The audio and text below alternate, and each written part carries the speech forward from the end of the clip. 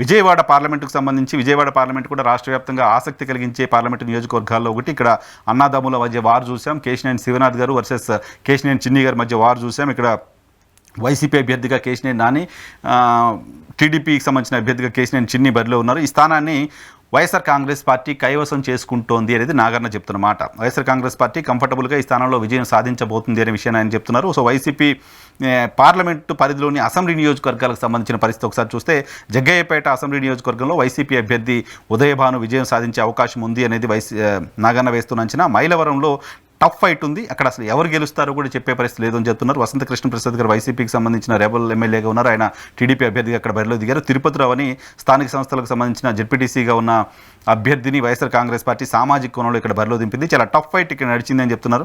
ఎవరు గెలుస్తారో కూడా చెప్పే పరిస్థితి లేదు. చాలా నేరోగా ఫైట్ ఉంది. చాలా తక్కువ మెజారిటీతో ఎవరైనా విజయం సాధించవచ్చు అనేది నాగన్న చెప్తున్నమాట. ఇక నందిగామ ఎస్సీ నియోజకవర్గంలో కూడా సేమ్ టఫ్ ఫైట్ ఉంది అని చెప్తున్నారు.